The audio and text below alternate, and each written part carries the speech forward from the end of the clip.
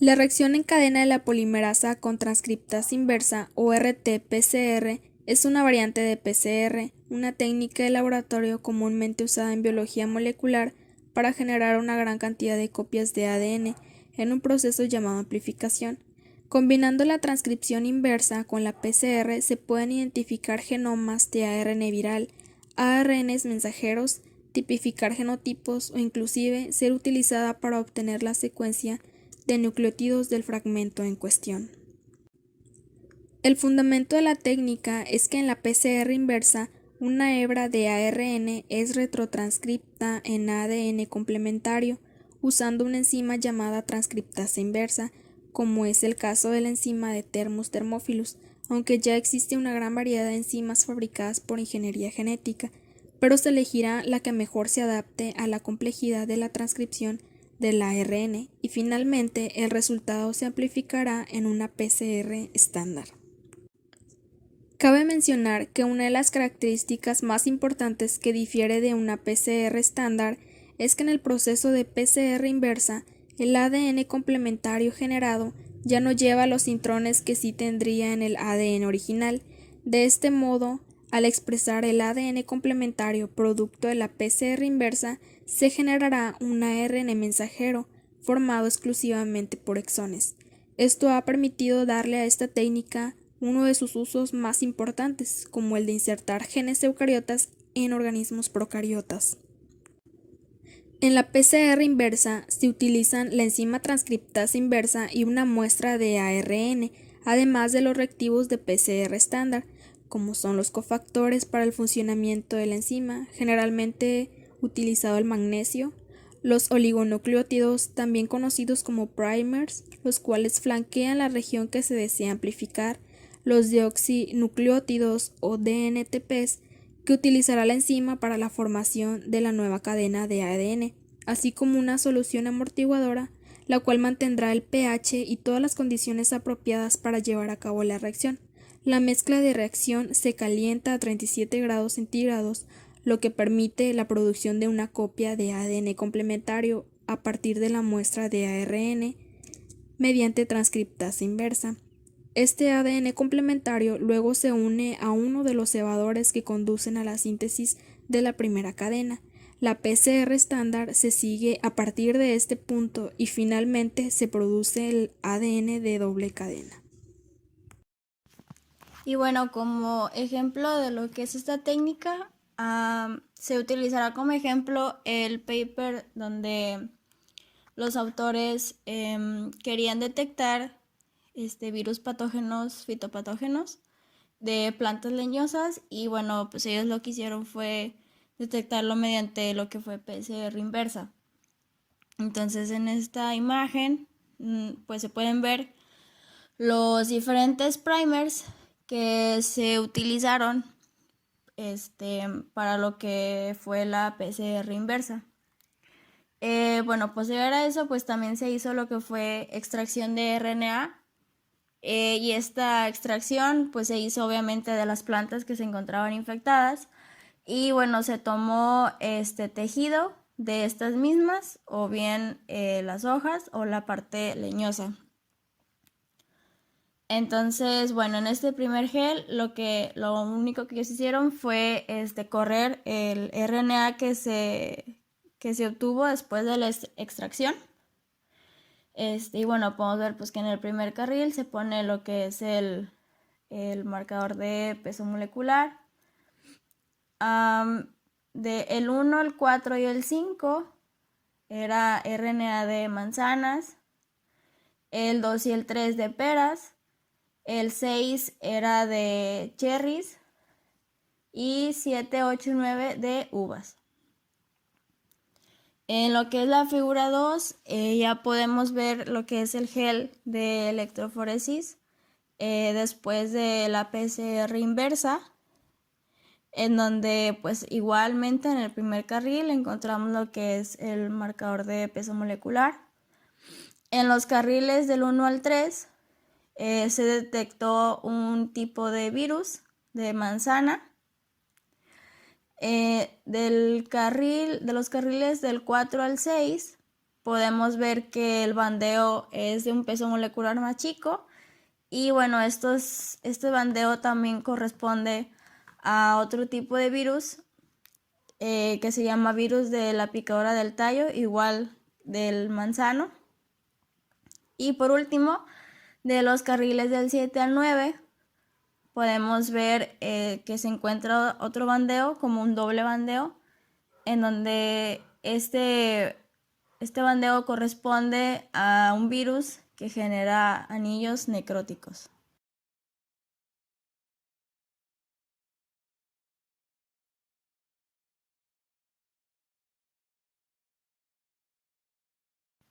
Y bueno, esta técnica de lo que es PCR inversa es muy importante y es muy utilizada en distintos campos, como podemos ver en este ejemplo, en donde te ayuda a diferenciar entre distintos tipos de fitopatógenos, en este caso pues de virus, y obviamente pues también a diferenciar qué tipo de virus está afectando a la planta de interés.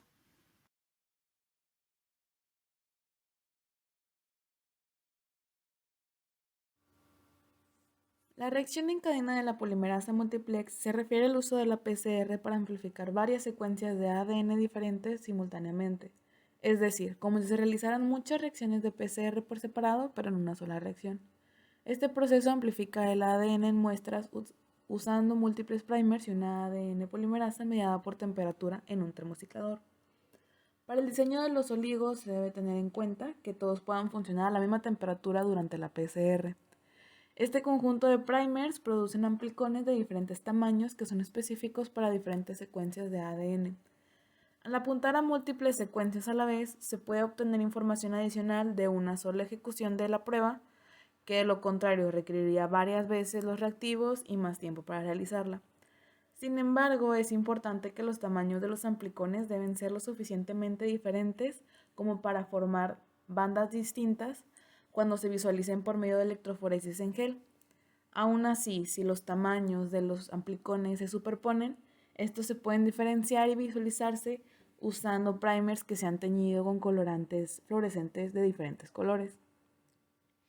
Tal y como se ve en la imagen del carril 1 al 6, se observa el bandeo de una PCR monoplex y en el carril 7 se observa las bandas de una PCR multiplex, en la cual se observa que en una sola reacción se amplificaron 6 secuencias de ADN diferentes y no fue necesario realizar este proceso 6 veces. Y algunas aplicaciones de la PCR multiplex incluyen identificación de patógenos, genotipado de polimorfismos de un solo nucleótido de alto rendimiento, análisis de mutaciones, análisis de eliminación de genes, detección de ARN y estudios forenses que algunas veces contienen muestras o tienen muestras de ADN degradado. En cuanto al propósito de la PCR multiplex para el diagnóstico de infecciones de transmisión sexual, es bien conocido que este método es altamente eficaz para la detección precoz de varios agentes patógenos, por lo cual los investigadores, al estar buscando una herramienta de investigación oportuna, que les ayudara a identificar rápidamente los microorganismos causantes de la infección, decidieron utilizar esta técnica. Para esto, se tomaron las muestras de secreción vaginal a través del cepillado cervical con un buffer adecuado y se procesaron por medio de la extracción de ADN. Como resultado, la técnica de PCR multiplex logró determinar la presencia de Mycoplasma hominis, Neisseria gonorrhea, Uroplasma y tricomonas vaginales, aun cuando el 98% de las pacientes estaba asintomática.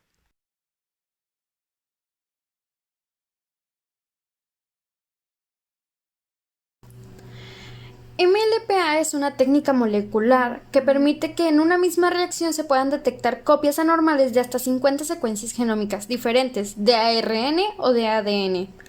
La técnica de MLPA se basa en una reacción de unión-ligación de sondas en la zona homóloga de interés. Solo las sondas que hayan hibridado pueden ser ligadas y ya posteriormente amplificadas por PCR mediante un análisis de fragmentos y aprovechando la diferencia de tamaño de cada una de las sondas, se podrán identificar aberraciones en el número de copias genómicas. Cada locus amplificable por PCR consiste en dos semisondas, cada una de las cuales contiene la mitad de la secuencia blanco, un fragmento cebador variable en tamaño y uno de los cebadores necesarios para la amplificación. Es importante destacar que, a diferencia de la técnica clásica de PCR multiplex, MLPA utiliza un único par de cebadores para amplificar todas las secuencias. La reacción de MLPA se puede dividir en 5 pasos. El primero, la desnaturalización del ADN e hibridación con las sondas MLPA. El segundo, una reacción de ligación. El tercero es la reacción de PCR. El cuarto sería una separación de los productos de amplificación por electroforesis. Y el último paso, el análisis de los datos. Las dos semisondas serán hibridadas con secuencias inmediatamente adyacentes. Únicamente cuando las dos ondas se encuentran hibridadas correctamente, podrán ser ligadas, para posteriormente ser amplificadas por PCR. Finalmente, los productos amplificados generarán fragmentos de longitud variable que serán separados por electroforesis capilar y analizados en un secuenciador automático, pudiéndose estimar la cantidad de producto obtenido mediante la emisión de un pico de señal.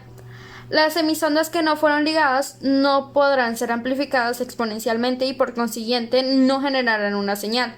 Los resultados serán analizados mediante un software y el área de señal de intensidad de un pico de los productos de PCR puede ser medido, permitiendo interferir la cantidad de secuencia presente, y en esto querría decir que una disminución del área de la señal indica una deleción y un aumento una duplicación. La técnica de MLPA posee muchas aplicaciones, incluyendo la detección de mutaciones, el análisis de perfiles de metilación, la cuantificación relativa de ARNM, la caracterización cromosómica de líneas celulares y muestras de tejido, también la detección de variaciones en el número de copias del genoma, la detección de duplicaciones y de lesiones en genes relacionados con la predisposición al cáncer humano, y asimismo MLPA posee un gran potencial para el diagnóstico prenatal. En este estudio se corroboró la utilidad de la técnica MLPA en el diagnóstico de casos con poca viabilidad y poca obtención de cultivo celular adecuado para estudio citogenético. Este diagnóstico prenatal rápido por la técnica MLPA incluye las principales aneuploidías, los cromosomas 13, 18, 21, X y Y, pero no puede detectar rearreglos balanceados, mosaicos ni alteraciones que involucren a otros cromosomas. La experimentación mundial sugiere que es posible aplicar la técnica bajo los criterios en que fue ideada. Es claro que aún no se debe excluir el cariotipo o FISH en la intención diagnóstica. Sin embargo, la técnica MLPA sí representa una alternativa en aquellas muestras en que, por fallas en el cultivo celular, cantidad de muestra o necesidad de resultados rápidos, el cariotipo no pueda llevarse a cabo.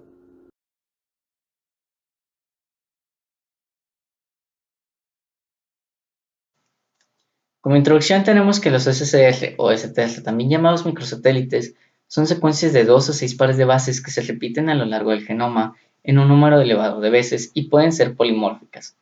Como tal, estos pueden presentar que el tipo de par de base que se está repitiendo se combine con otro par de base y se siguen repitiendo de esa manera constante, así como pueden ser interrumpidas también para continuarse después con el mismo par de bases o con otro distinto. Poseen una alta tasa de mutación, lo que puede caracterizarse principalmente en la síntesis de proteínas, así como también en el hecho de que se presenten enfermedades genómicas. Estas a su vez se observan como diferencias de la longitud de alelos distintos del mismo locus, y sus principales aplicaciones es como un marcador genético, puesto se dice que estos son una huella personal de un organismo en específico.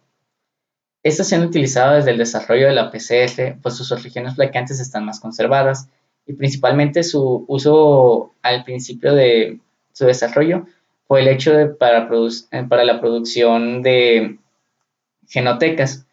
Con el paso de los años también ha sido utilizado en diversos campos de la genética, desde la poblacional a la forense, así también como estudios de diversidad e identificación de mapas genéticos y también para las áreas clínicas como una forma de identificar al padre de un niño en caso de que de un hijo, no, de un hijo que dice no ser de uno.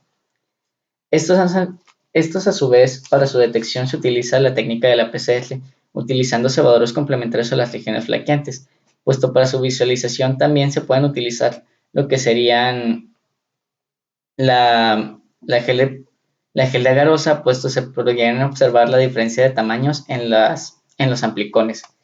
Entre sus ventajas que pueden presentar el uso de este tipo de técnicas es el hecho de que como son muy fáciles de obtener, puesto independientemente de cómo se encuentra la muestra, mientras no esté contaminada, esta puede ser obtenida y por lo tanto puede conservarse para su posterior ampliación, así como explicará posteriormente Jennifer en cómo se puede realizar el método de detección.